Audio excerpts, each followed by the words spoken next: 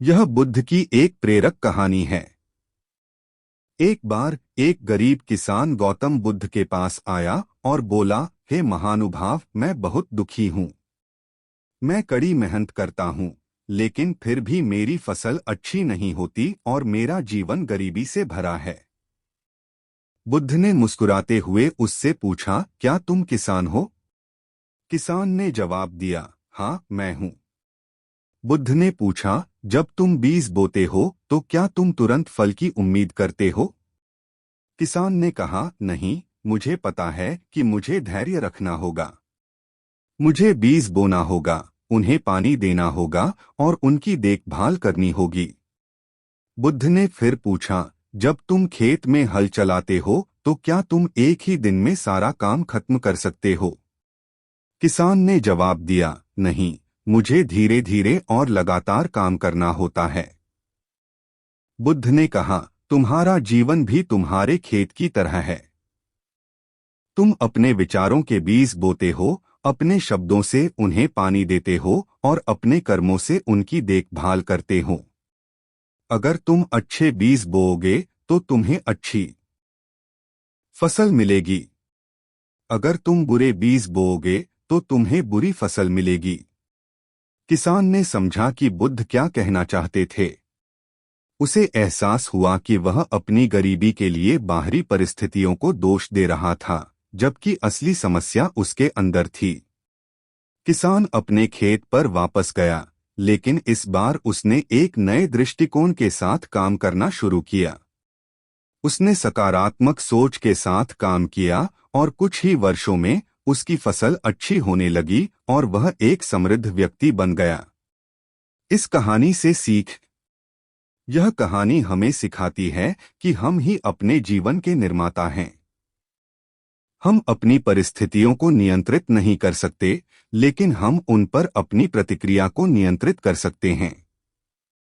अगली बार जब आप किसी चुनौती का सामना करें तो किसान को याद करें।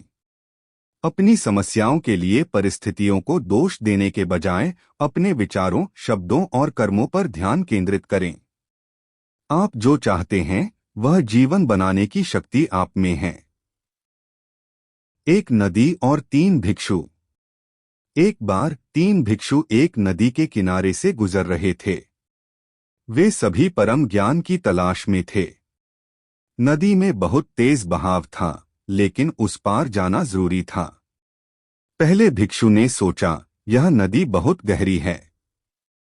मुझे इसे पार करने के लिए एक नाव की जरूरत है।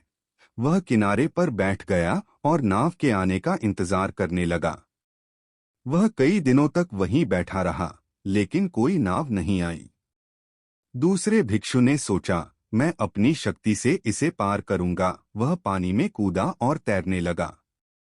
उसने बहुत कोशिश की, लेकिन तेज बहाव के कारण वह आगे नहीं बढ़ पाया। थककर और निराश होकर वह वापस किनारे पर आ गया। तीसरे भिक्षु ने कुछ देर तक नदी को ध्यान से देखा। उसने देखा कि नदी के बहाव को रोकने की कोशिश करने के बजाय वह इसके साथ बह सकता है। उसने एक रास्ता ढूंढा जहां पानी थोड़ा कम गहरा था और उसने एक लकड़ी के लट्ठे को सहारा बनाया।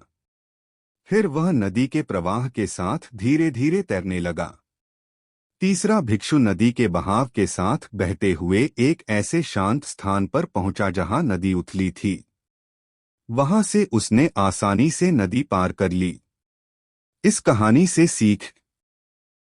यह कहानी हमें यह सिखाती है कि जीवन की चुनौतियों से कैसे निपटना है।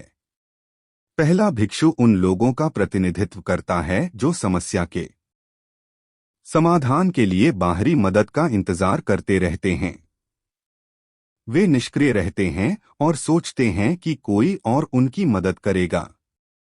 इस तरह से वे कभी अपनी मंजिल तक नहीं पहुंच पाते। दूसरा भिक्षु उन लोगों का प्रतिनिधित्व करता है जो अपनी ताकत पर बहुत ज्यादा भरोसा करते हैं। वे समस्या से सीधे लड़ते हैं, लेकिन यह नहीं देखते कि बहाव उनके खिलाफ है। वे अपनी सारी ऊर्जा बर्बाद कर देते हैं, लेकिन सफलता नहीं मिलती। तीसरा भिक्षु उस व्यक्ति का प्रतिनिधित्व करता है जो समझदारी और धैर्य से काम लेता है।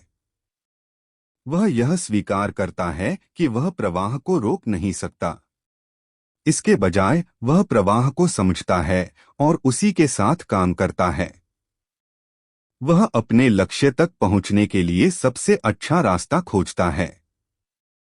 यह कहानी हमें सिखाती है कि जब हम समस्याओं का सामना करते हैं तो हमें सीधे उनसे लड़ने के बजाय अनुकूलन अडैप्ट करना सीखना चाहिए। जीवन का प्रवाह हमेशा आपके नियंत्रण में नहीं होता, लेकिन आप यह चुन सकते हैं कि आप इसके साथ कैसे प्रतिक्रिया करते हैं। क्या आप कभी ऐसे हालात में रहे हैं जहां प्रवाह से लड़ने के बजाय उसके साथ बहना बेहतर था?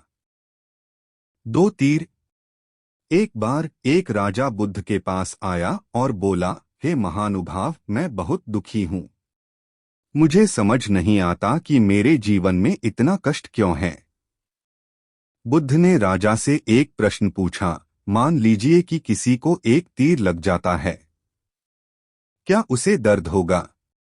राजा ने जवाब दिया, हाँ, निश्चित रूप से दर्द होगा। बुद्ध ने फिर पूछा, यदि उसे दूसरा तीर भी लग जाए तो क्या उसे पहले से ज्यादा दर्द होगा? राजा ने कहा, हाँ, दर्द दोगुना हो जाएगा। बुद्ध ने समझाया, यह हमारा जीवन है। पहला तीर तो वह दुर्भाग्य या कष्ट है जो हमारे जीवन में आता है, जैसे बीमारी, नुकसान या किसी प्रियजन का चले जाना। यह तीर लगना अपरिहार्य है, इसे टाला नहीं जा सकता।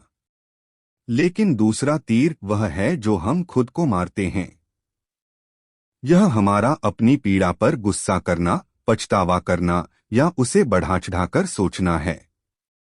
जब हमें पहला तीर लगता है तो हम खुद को कोसते हैं, मेरे साथ ही ऐसा क्यों हुआ, यह कितना अन्याय है। हम अपनी पीड़ा को और बढ़ा देते हैं। बुद्ध ने राजा से कहा, दुख से मुक्त होने का तरीका यह है कि हम दूसरे तीर को खुद पर न चलाएं। जब भी पहला तीर लगे तो उसे स्वीकार करें।